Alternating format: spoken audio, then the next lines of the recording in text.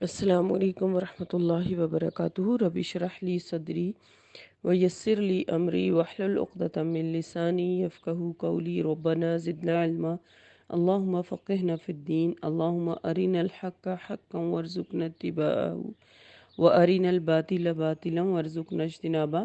پارہ نمبر 13 آج سٹارٹ ہو رہا ہے۔ سورہ یوسف آیت نمبر 52 تک ہم پڑھ چکے تھے، جس میں ہم نے پڑھا کہ یوسف علیہ السلام جو ہیں وہ جیل سے کس طرح نکلتے ہیں، یعنی عزیز مصر کو ایک خواب، عزیز مصر جو مصر کا بادشاہ ہے اس کو ایک خواب آتا ہے اور وہ اپنے خوابوں کی تعبیر پتہ کرنا چاہتا ہے، لیکن کوئی بھی اسے خوابوں کی تعبیر، اس خواب کی تعبیر نہیں بتا سکتا۔ تو اس کے دربار میں وہ ساقی تھا جو پہلے یوسف علیہ السلام کے جیل کے ساتھیوں میں سے تھا،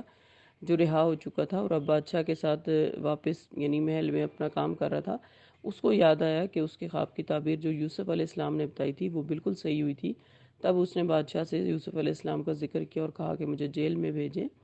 تو میں آپ کے خواب کی تعبیر لے کے آؤں گا۔ اس طرح یوسف علیہ السلام نے نہ صرف بادشاہ کے خواب کی تعبیر بتائی تھی بلکہ اس مسئلے کا حل بھی بتایا تھا، یعنی قید جو آنے والا تھا اگلے 7 سالوں کے بعد، اگلے 7 سال، ان کا حل بھی بتایا۔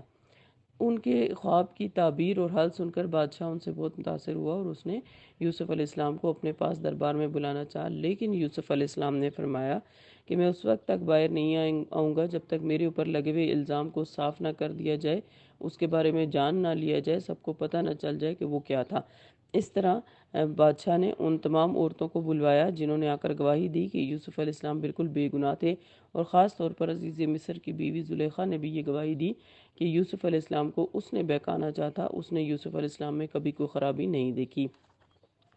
اس کے بعد یوسف علیہ السلام نے جو آیت نمبر 52 میں آخری بات کہی تھی وہ یہ کہ میں نے یہ اس لیے کیا تھا، اس سے میری غرض یہ تھی کہ عزیز مصر کو معلوم ہو جائے کہ میں نے اس کے در پردہ کوئی خیانت نہیں کی، اس کی بیوی کے ساتھ کوئی یعنی اس کے بارے میں کوئی غلط خیال نہیں کیا میں نے، اور اللہ تعالیٰ جو ہے وہ خائنوں کی چالوں کو پسند نہیں کرتا۔ آج کی آیت نمبر 53، اعوذ باللہ من الشیطان الرجیم، بسم اللہ الرحمن الرحیم۔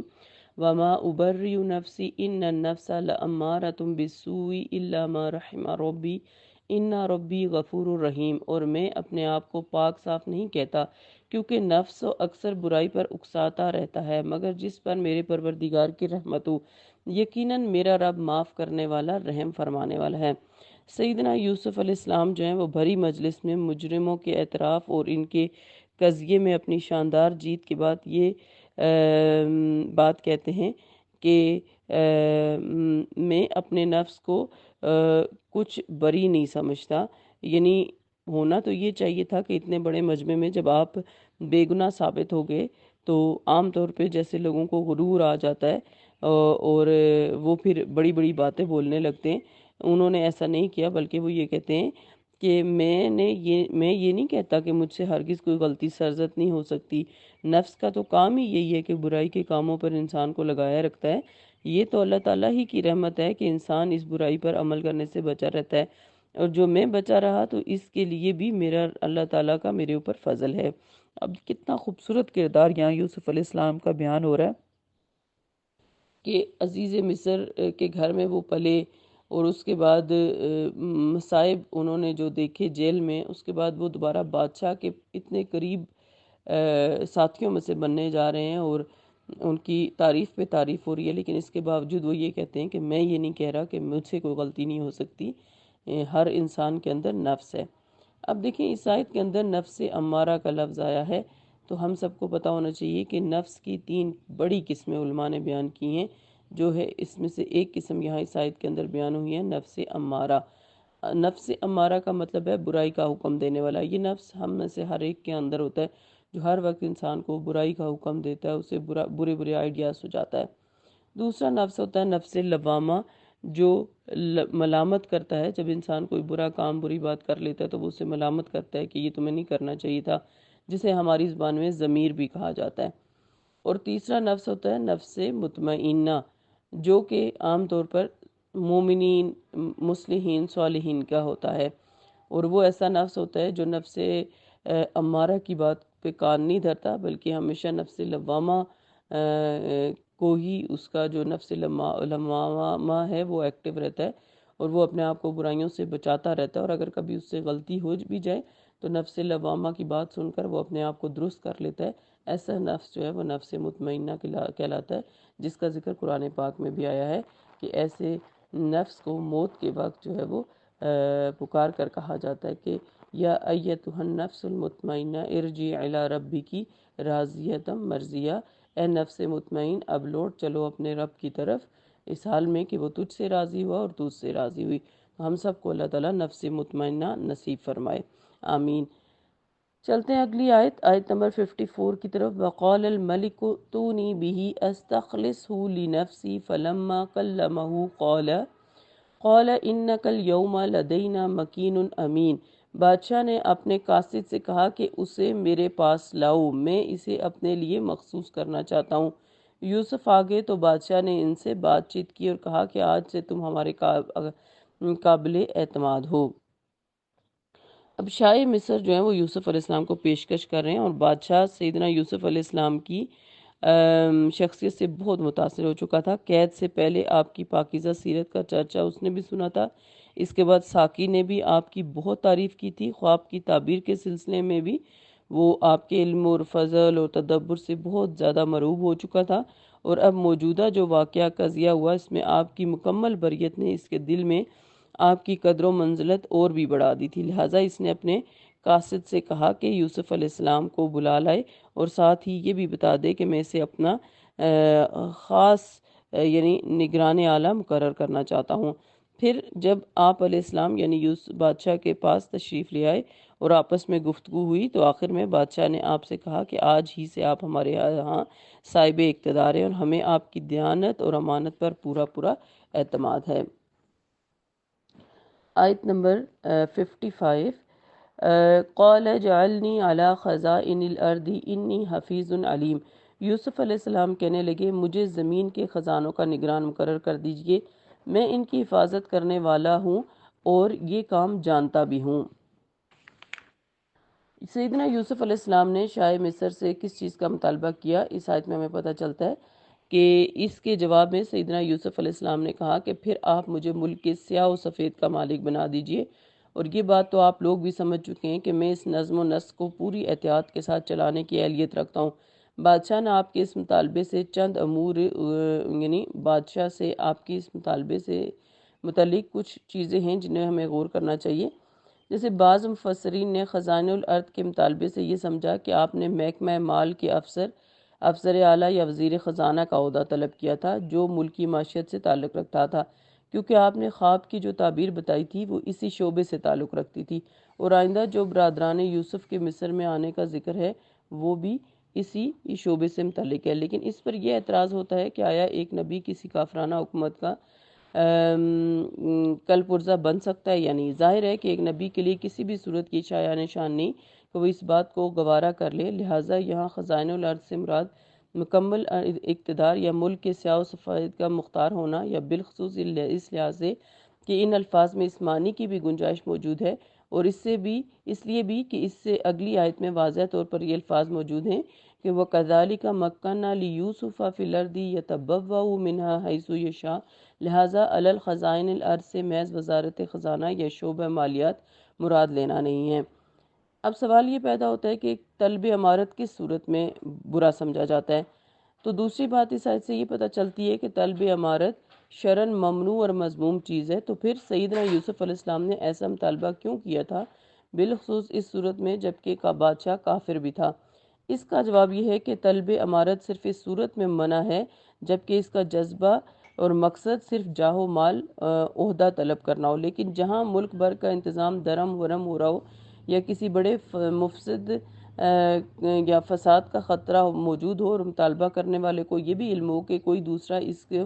اس کے علاوہ یہ بوجھ برداشت کرنے کے قابل نہیں ہے، اس معاملے کو حل نہیں کر سکتا، تو اس وقت اس کا معاملہ برعکس ہو جاتا ہے اور اس وقت مطالبہ کرنا کوئی بری بات نہیں رہی۔ یہ بات کہ یوسف علیہ السلام نے ایک کافر بادشاہ سے مطالبہ کیوں کیا تھا، تو اس کا جواب پہلے گزر چکا ہے کہ یہ مطالبہ محض طلب امارت یا عہدہ یا اقتدار کے لیے نہیں تھا، یہ پورے ملک کا یعنی پورے ملک کا پورا اقتدار ہی سیدنا یوسف علیہ السلام کے حوالے کر دیا جائے، چنانچہ بادشاہ نے اپنے درباریوں سے اس مطالبے کے متعلق مشورہ کیا، جس میں یہی طے ہوا کہ مکمل اقتدار سیدنا یوسف کے حوالے کر دیا جائے، اس لیے کہ 7 سال قحط پر کنٹرول اور ملکی معیشت کو تباہی سے بچانے کے لیے انہیں کوئی دوسرا آدمی نظر نہیں آ رہا تھا۔ اور اس مشورے پر عمل درآمد کے بعد بادشاہ صرف برائے نام بادشاہ رہ گیا تھا۔ جملہ اختیارات سیدنا یوسف علیہ السلام کی طرف منتقل ہو گئے تھے، لہٰذا یہ طلب امارت نہیں بلکہ حق کی فتح تھی۔ چنانچہ بعد میں ملک بھر کا انتظام سیدنا یوسف علیہ السلام نے اپنی مرضی کے مطابق چلایا تھا، اور قرآن نے بھی اس کی منتقلی اقتدار کے بعد بادشاہ کے لیے ملک کا لفظ استعمال نہیں کیا۔ اس کی مزید ڈیٹیل ہمیں سورہ بنی اسرائیل کی آیت نمبر 82 میں بھی مل سکتی ہے۔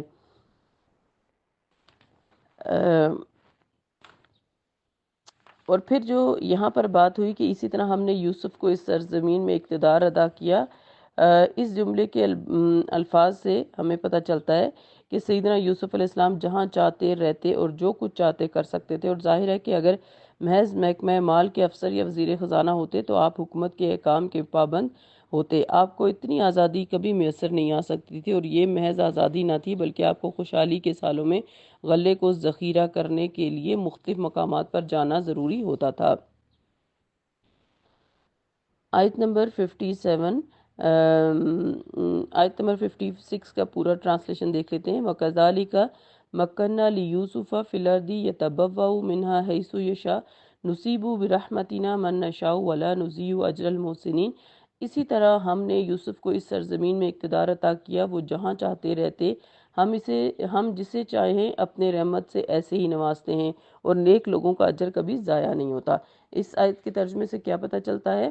کہ یوسف علیہ السلام کو فلسطین سے مصر لانے کا اللہ تعالیٰ کا کیا مقصد تھا، کہ یوسف علیہ السلام کو مصر کا اقتدار دے دیا جائے۔ اور اگلی آیات میں اور روایات سے بھی ہمیں یہ پتہ چلتا ہے کہ یہ اقتدار اس ٹائم تو یوسف علیہ السلام نے اس ملک میں قید سالی سے بچنے کے لیے انتظامات کے لیے لیا تھا،